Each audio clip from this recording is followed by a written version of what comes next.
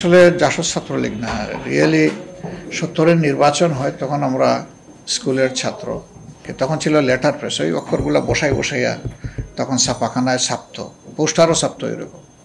এটাও পর্যাপ্ত ছিল না, শুধু থানা হেডকোয়ার্টারে ছিল। ৭০-এর এই নির্বাচনের সময় নৌকার সিল বানায় আনা হয়, আর পোস্টারগুলো আমরা হাতে লিখতাম, হাতে লিখে লিখে আমরা দিতাম। আমাদের চাইতে যারা সিনিয়র তারা গিয়ে ওগুলা লাগাইতেন বিভিন্ন জায়গায়। তো সেই অর্থে আমি ছাত্রলীগের ৭০-এ হাতে লেখা পোস্টারের কর্মী। তখন আমার ছাত্রলীগ কি আর রাজনীতি কি তা হয়তো বুঝি না ভালো করে, সবার সাথে এই স্রোতের তালে এটা করেছি। আমাদের একজন আমরা বাপ চাচা দুইজন ছিলেন, চাচা আমার আব্বার ছোট, সেকেন্ড কাজিন যে উনি ইপিআরের একজন ছোট তরুণ অফিসার ছিলেন।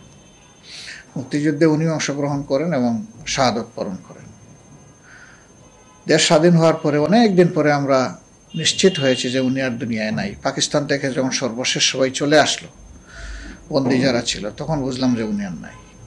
শেষ পর্যন্ত আমরা খবর পেয়েছি যে তিনি তৃতীয় দিনেই মুক্তিযুদ্ধে সরাসরি ইপিআররা আর্মির সাথে কাঁধ মিলাইয়া যখন পাকিস্তানি বাহিনীর বিরুদ্ধে যুদ্ধ করেছিল, তখন তিনি হালেশ্বর এলাকায় চট্টগ্রামে তিনি মারা যান।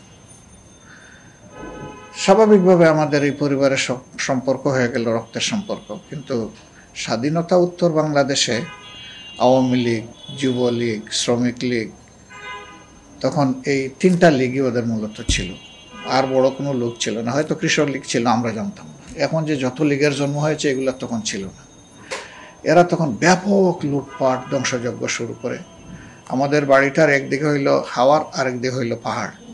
তা আমরা দেখেছি যে পাহাড়ের বড় বড় গাছগুলা কেটে যার যার ইচ্ছা মতো তারা সেগুলা নিয়ে যাচ্ছে, মা বোনদের ইজ্জত নষ্ট করতেছে। বিভিন্ন দিকে চুরি ডাকাতির মহামারী শুরু হয়েছে, রিলিফের মাল কাড়াকাড়ি হচ্ছে।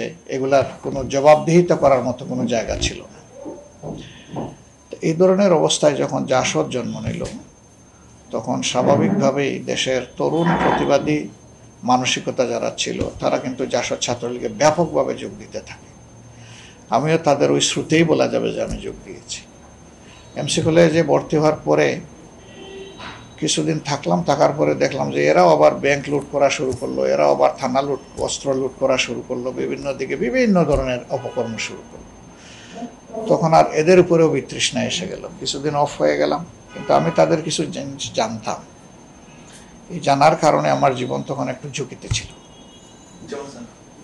যেমন তারা তখন অনেকেই তাদের যাকে বিশ্বাসঘাতক তাদের দৃষ্টিতে মনে হতো তারা মেরে ফেলত না। আমি তো বিশ্বাসঘাতক, আমি তো ইন্টারেস্ট হারিয়ে ফেলেছি এই রাজনীতিতে, এই রাজনীতি আমি করবো না।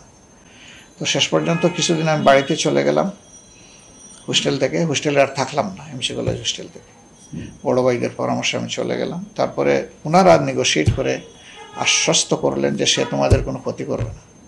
তখন আমাকে ফিরাই নিয়ে ওনারাই নিয়ে গেলেন, আবার আমার ক্লাসটা শুরু হলো আর কি। তো এই অবস্থায় জাসদও আমার দেয়া।